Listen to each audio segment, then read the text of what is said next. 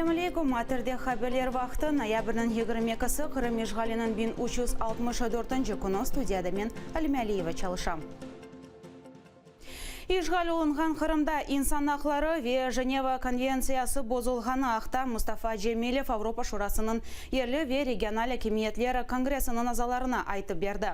Kuruşov Ukrayna prezidentinin memuriyetinde ötkerildi. Anda prezident memuriyetinin başı Igor Raynin de iştirak etti. Kongres ziyetinin başı Kırım tatarlarına karşı baskı etilgeninde kasivetlengenini bildirdi.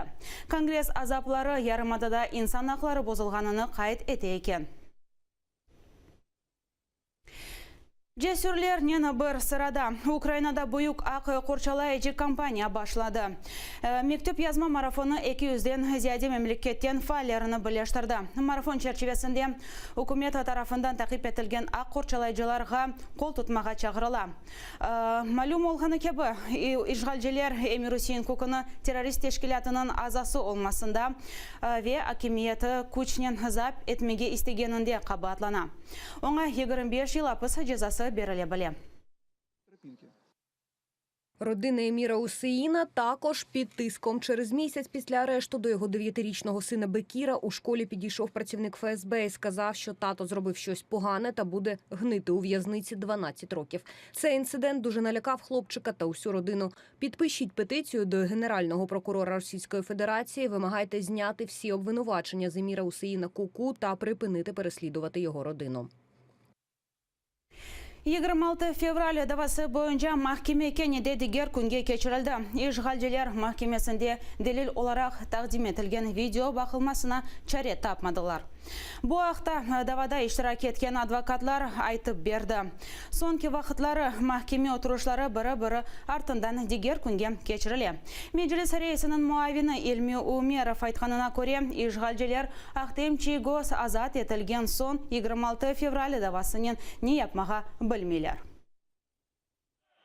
Было заявлено еще и другие ходатайства, в том числе и о просмотре видео материала, после которого мы должны были перейти на стадию допроса наших подзащитных. В связи с техническими неполадками мы это видео не смогли просмотреть, поэтому отложили рассмотрение данного дела на 28 ноября 2017 года, где мы надеемся просмотрим это видео и, возможно, кое-кого из наших подзащитных уже допросят по данному делу.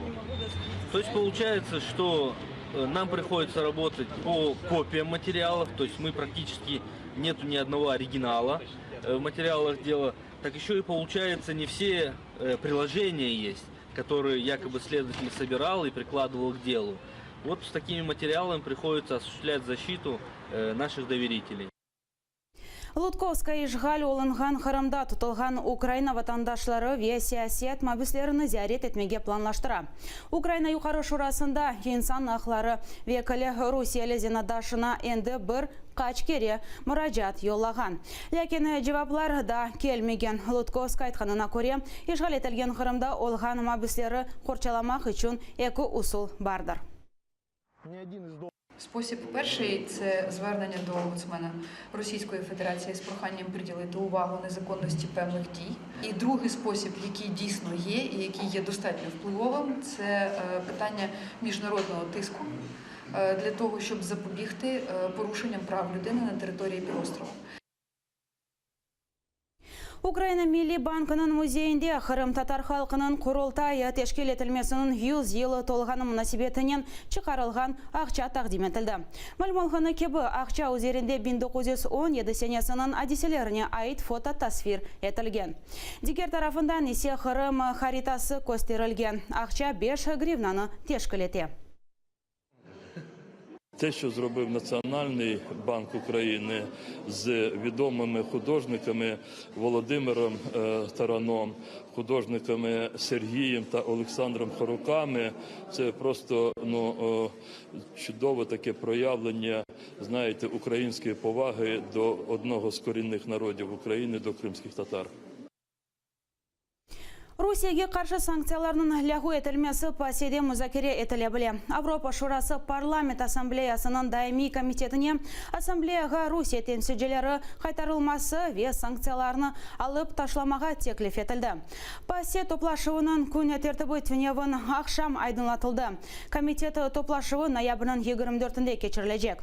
Мүтехасызлары қайт етеке музакире етілежек меселелер бір қарар алынажағыны ифаде етмей. Aynı vaqtda bu münaqaşa 2018 senesi yanvar ayında keçirilecek sessiyada Assambleya Rusiyadan sanksiyalarını alıp taşlamağa hazır mı yok mu gösterilecektir.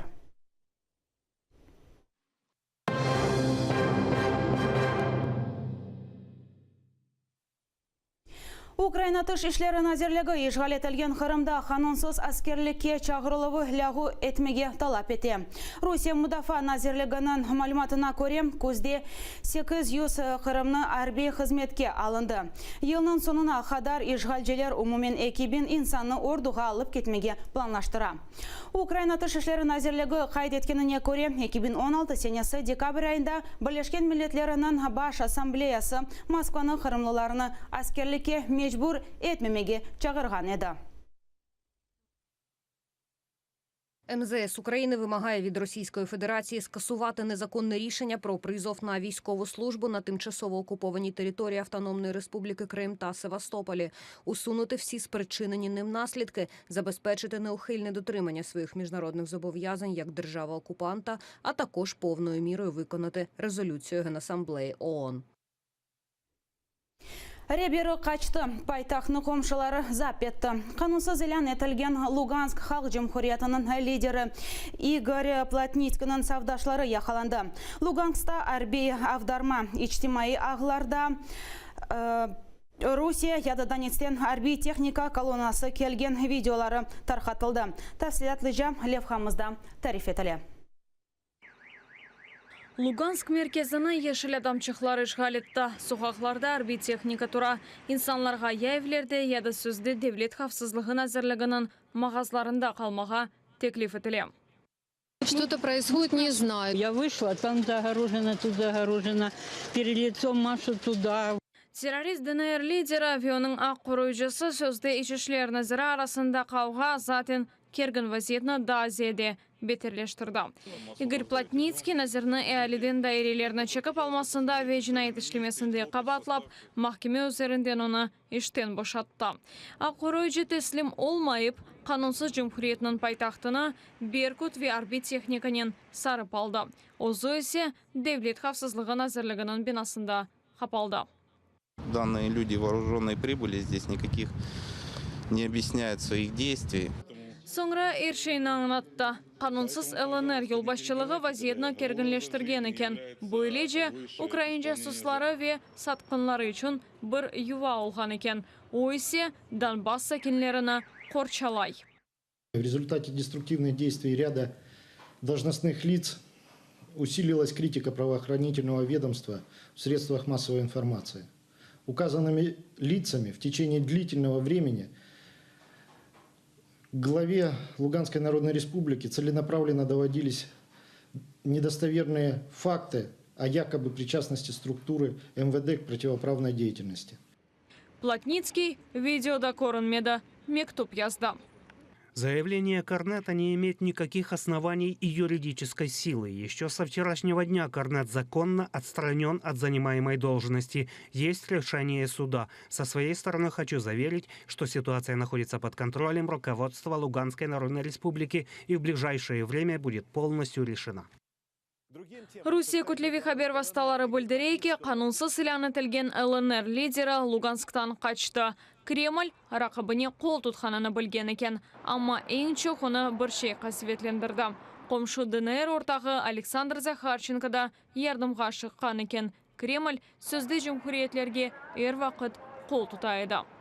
Мы, представители регионов бывшей Украины, предлагаем переучредить государство и на месте бывшей Украины, опираясь на исторические предпосылки, учредить государство Малороссия. Аман-аман бір ел версі Плотницкий айдутларының сыңырлары арасында гүмрук қойып, Русия ярдымындан біле бергі алайды. Террористлер исянчы қаражақ олды. Я просто себе этого не представлял в 2014 году, что мы до такого маразма дойдем. Если бы я тогда знал, что это будет, я бы их всех, поверьте мне, и одних, и других, загнал бы туда, откуда бы они уже не вернулись бы сюда. Күзетечилердейки да чоқ бойсунған ДНР, ЛНРны запт етер. Плотницкийде қорчалап оламаз.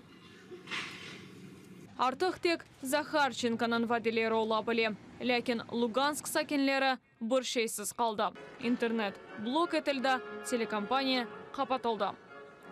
Риана Алиева, Заман, АТР. Bu ise sonki haberimiz edi. ATR'da yayın devam etti. Sağlıkla kalınız.